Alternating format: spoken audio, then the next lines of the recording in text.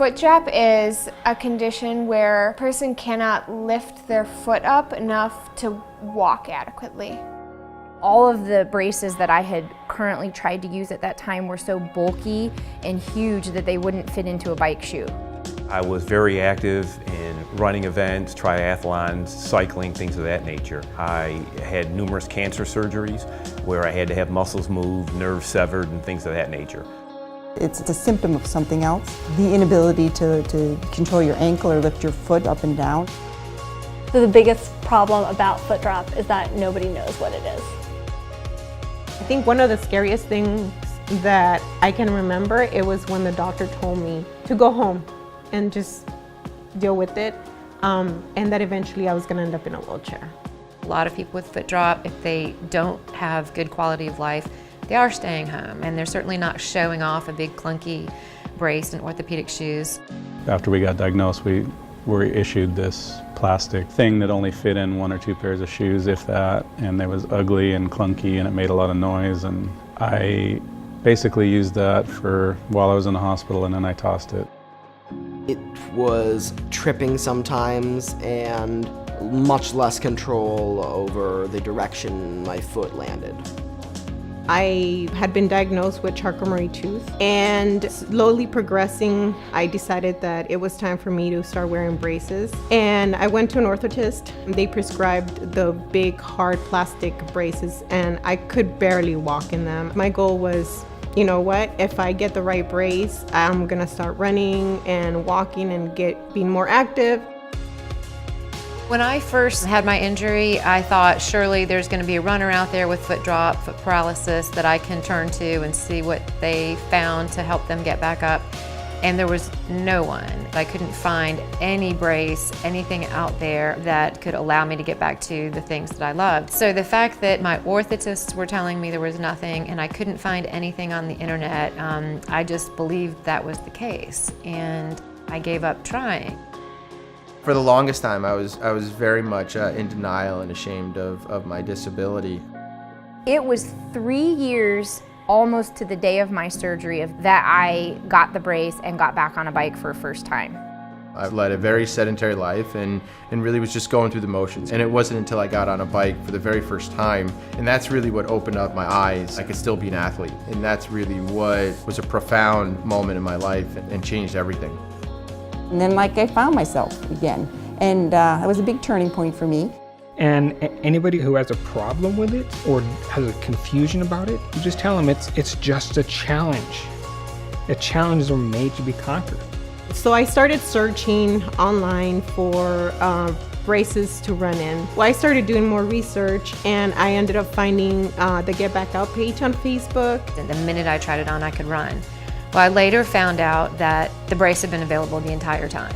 That infuriated me. I was happy to have the brace, but I couldn't believe that not only was it out there, my insurance would cover it. And so that is what led me to start sharing my story, because I felt like surely I can't be the only one out there. And I was looking for a role model and never found one, but maybe I could be that voice for someone else. This is me, and I have MS, and I have foot drop, and I'm living my life. I mean, that's the way, for me, that's the way I have to look at it. It's lightweight, it's strong, and then it's got plenty of what they call dynamic floor reaction. So it's a huge difference, and you would never know unless you tried it on. What an Allard AFO can do for an individual is very reflective in the fact that there are 4 United States Paralympians using their products. Showing people that you don't have to sit around, you don't have to hobble around, you can put on a blue rock or a toe off, and you can do anything you want. Allard brace fixes the in-toeing issue a lot, and it helps me lift my toe up and not trip. My Allard AFO has brought freedom to me. Allard seems to be innovating constantly. We talked to a lot of their R&D people when we were in Sweden, and they wanted our input so that they could help make a better brace. I don't know how many companies would do that. And I remember when I first put it on, I was like, oh, I can walk normally for the first time in months. And then after that, I think I ran 2 miles the next day.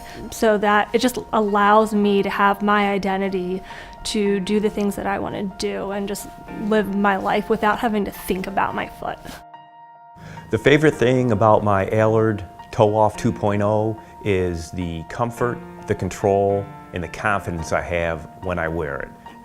The functionality is far beyond any other brace and orthotic that I've seen out in the industry. There's really nothing to compare to the Allard, especially if you want to remain active and have that lifestyle and quality of life that Allard braces offer compared to the other ones on the market. There needs to be a big educational program. A lot of physicians don't know anything they can do about it other than they grew up in training just like I did with the old type of braces that I don't think patients used half the time because they weren't that functional. I don't think physicians in my generation could imagine that you could take someone with a severe foot drop and have them running marathons, but we do that all the time now. We needed to get it to more therapists, and we needed to get it to the patients themselves. You put someone in a toe-off brace or a blue rocker brace and you watch them walk, their pattern almost normalizes right away in many cases. My proudest moment since finding the blue rocker is last season doing the Boulder Half Ironman. I biked and I ran and swam in this brace for 9 hours. And nothing hurt, which was great. Be able to get back on the bike was the first time I didn't feel like I had a disability. I knew I was going to be able to be competitive again. And the brace made that possible. You know, with foot drop, sooner or later you're going to have similar struggles. You know, how you get there is completely different and unique. Depending on why you have foot drop, there are resources that you can find more about your condition, but then there's also information about each brace, how you can find one, how you can try one for free. So my life with foot drop, it's been a roller coaster. One of emotions, trying to find the right brace, trying to find the right orthotist, trying to find the right people to help you along this journey. I was not gonna be what the doctor said. My life is gonna be determined by me, not by somebody else. It was an unrivaled feeling to put on the red, white, and blue and to represent Team USA.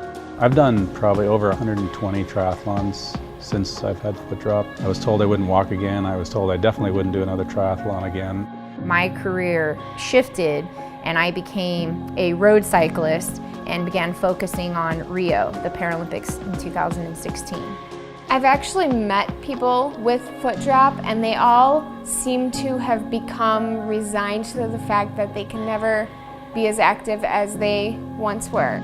The whole point is to let people know, first of all, what foot drop is, make awareness for that actual diagnosis, and then let people know that there are so many different ways to manage that. We want to spread awareness for people struggling with mobility issues, that there is technology available out there, resources that they can get back to their quality of life. This is Stephen Peace. I'm a longtime USA cyclist. I'm Becky Piper. I'm a para-triathlete. Billy Lister, I'm a stroke survivor and Team USA Paralympian. Lisa Victorious. Darren Smith. Jamie Whitmore. Trent Clayton. Virginia Mamone. It's Craig Boasberger. Jill Wall. Beth Deloria, and I am founder of Team Up and the Get Back Up Today movement. And this is Foot Drop. This is foot drop. This is foot drop. This is foot drop. This is foot drop. And this is foot drop.